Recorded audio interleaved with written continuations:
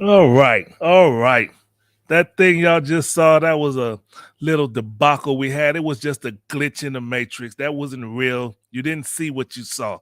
So delete that 8:30 spot. Forget about it. It never happened. But if you want to see it, you won't be able to see it. If you saw it, you saw it. If you didn't, you won't, because I deleted them all. I deleted them all except for Twitter and Twitch. So you got to go to Twitter and Twitch to see that mess. But let's get to what we was talking about. I wanted to speak on Cheryl Lee. What's her name? I keep forgetting. Cheryl Lee Ralph. She performed the so-called Black National Anthem. That's not the name of it. The actual title is called Lift Every Voice and Sing. But in our communities, in most communities, it's called the Black National Anthem. But she performed that on the Super Bowl this past Sunday. And in my opinion, she did a great job. It was beautifully sung and it sounded great. I was confused at first. I was like, what is she singing that song? And it was like I thought. It was never performed at the Super Bowl. And here's a picture of her. As you can see, I'm old school. I got this information off of AOL.com. I know you young people probably don't even know what AOL is, but I'm old school. So let's talk about it. See what we got here with Miss Cheryl Lee Ralph. I keep wanting to say Cheryl Pepsi or something. Cheryl Pepsi Riley. That name keep coming up, but that's not who she is. This is Cheryl Lee, and she sung the national the Black Anthem. In the performance, what was interesting, what I found out is that this song was written, or it was first performed in public 123 years ago. She posted that on her Twitter right before she performed it or whatever, prior to her performance. So February 12th, 1900 was the first time it was performed. And she actually made another historical debut because this was the first time it was ever performed on the Super Bowl, on the Super Bowl field during the national game. So congratulations to Cheryl Lee Ralph for her performance. It was a great performance. And the Super Bowl is something we'll probably talk about next week on the Focus Up show. But congratulations on that. And the reason I wanted to speak on that is because I want to dive more into Mr. Jay-Z, the rapper known as Jay-Z, the rapper and now mogul, billionaire, and whatever other titles that he have. You know, he partnered with the NFL, and they created this the NFL Rock Nation partnership. And on the last week on our show, the Focus Up show, I asked the question: did Jay Z do a good job, um, as was planned? I believe when to erase everything Kaepernick was working for and to pretty much make the NFL a positive light in that sense while erasing Kaepernick. In my opinion, that's what happened, and that's it appears to be working. And you could take that as a negative, you could take it as a positive. Me personally, I take it as a negative. And I mean, what's done is done. I hope that something good comes from it, because I really respect and appreciated Colin Kaepernick and his stance that he took. I thought it was wrong and disrespectful what Jay-Z did and how he said what's after kneeling, or I don't know the exact quote, but it was something along that line. It seemed very disrespectful. So I'm gonna try to be impartial here as I speak about it and try to just share the information that I found when I went to NFL.com particularly, and I went to their website to try to get more information on what this partnership, how does it benefit? Does it benefit the Black community? I mean, you could do your own research and see if you could find something where it's beneficial and good for the Black community. But let me share what I found. Let me start by reading their mission statement. That was interesting to see. Where's the mission statement? Okay, our mission statement, or not my mission statement, but this is the mission statement of the Social Justice Initiative of the NFL. Our mission is to contribute to change local and state legislation and policies through advocacy around criminal justice reform, increase awareness around social justice and racial equality issues that directly impact communities, and engage the public in working towards solutions. So that's part of their mission statement there. And to find out if that's what they're doing, I see some of the things that they have done. NFL expands commitment to social justice. NFL gives an additional 15 million to players coalitions. NFL extends support to 21 social justice partners. Inspire Change is a grant partner impact story. So I guess if you want to come here and see the stories about what they're actually doing and read about it, or I seen they had some videos of actual inspiring change. So it looks like they're attempting to do something. So justified. Some of us stop. I know that many of us stopped watching football for a while and then started watching it again. Some have stopped and never watched it again. But you know, everybody, you're entitled to your own opinion, your own perception and view of it. If you want to watch it, I would say go ahead and watch it. You know, and but you want to be out there in the community and help change the community. You got to get out there and help change the community. You can't be about it but not doing nothing about it. Is what I'm basically trying to say. So I mean, if you're not watching football, you should be out in the community, inspiring your own type of change and helping grow or improve the community.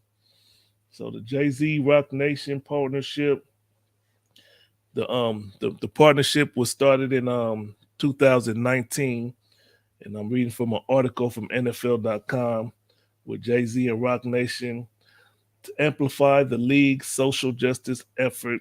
And the main thing that Jay-Z was, or the Rock Nation was responsible for, is to advise on selection of artists in NFL performances like the Super Bowl. So Rihanna being at the Super Bowl was, you could thank Jay-Z for that if you liked it. And when last year was Dr. Dre and Eminem and 50 Cent and Snoop Dogg and Mary J. Blige, you could thank Jay-Z for that also. So it's a number of things that they're doing or that he's done as far as to try to promote and inspire change. So that's where that's at. And then let's go to our yahoo.com and we'll move forward to speak on trending topics. And I put the link in the chat if you wanted to write a comment or come on the show and speak about it. You're invited to come on the show and speak about it. Well, let me straighten this out right here. Okay. And let's go to yahoo.com. See what's trending in the news. Okay, we got breaking news. 3 people killed. Well, let me put it up so y'all can see it. This is breaking news. This wasn't here just a minute ago, but we'll take a look at it. It says 3 people killed, 5 injured in shooting at Michigan State University, police says. So, wow, this is breaking. February at 6:30 Pacific Standard Time. A gunman opened fire Monday night at Michigan State, killing 3 people. So we got 3 victims of a killing at the Michigan State. 3 people killed, 5 people wounded. You could read about it. And you know, I know this past week on our show we talked about should assault rifles be permanently banned. I'm against banning assault rifles only because people gonna still kill. Whether you got assault rifles or not, people gonna still kill. And so I don't see no point in banning it, but you know, that's what they do. They want to ban it. Okay, so we had a shooting at Michigan State. Our condolences goes out to the victims. All right, what's else going on? We know Patrick Mahomes, probably something about winning his second Super Bowl. Congratulations on his second win. in as many as I forget how long he's been playing, but I know this is his third time going to the Super Bowl. So congratulations on the second win. And we got Ben Affleck. Um, I guess that's all we could talk about. That Ben Affleck commercial was pretty funny with him and Jennifer Lopez. As far as him working at I think it was a Burger King or something. That was a funny commercial. Then let's see, Cheryl Lee. We know she did her performance, the national black anthem. Let's see what Megan Fox or what's the news about Megan Fox.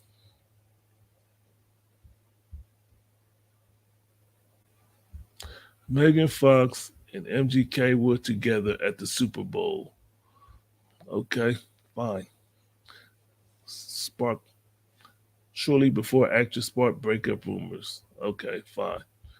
Let's move on. Ohio train derailment.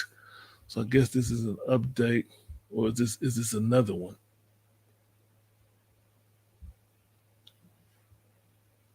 February 3rd, the derailment, Norfolk Southern train, 20 cars transporting toxic chemicals. Some of those toxic chemicals were later purposefully spilled and burnt off to avoid potential of more devastating explosions. The EPA released the list of toxic chemicals.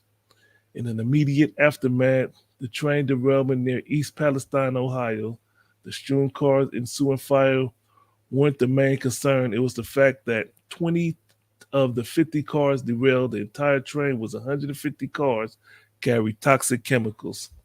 So hopefully they got rid of all those chemicals and cleared it up. But we got to be careful out there. And the train derailing, not sure what was the cause of it. Certainly investigating it and stuff like that. But according to the EPA, four main toxic chemicals from the Ohio train wreck have been already contaminated either air, soil, or water at the crash site. They include vinyl chloride, a highly flammable, colorless gas used when making plastic, is a known carcinogenic. Butyl acrylic, a flammable clear liquid used in making paints, can cause irritation to the skin, eyes, and respiratory system.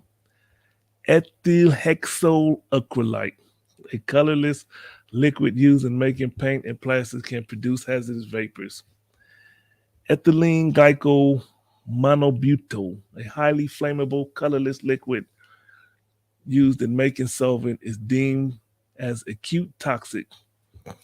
So, train crash happened out there, and fortunately, I haven't heard of any deaths from the train crash, and I'm pretty sure that they're gonna have some kind of programs for the people that may have suffered or may feel irritations from the chemicals. So hopefully they'll get that cleared up.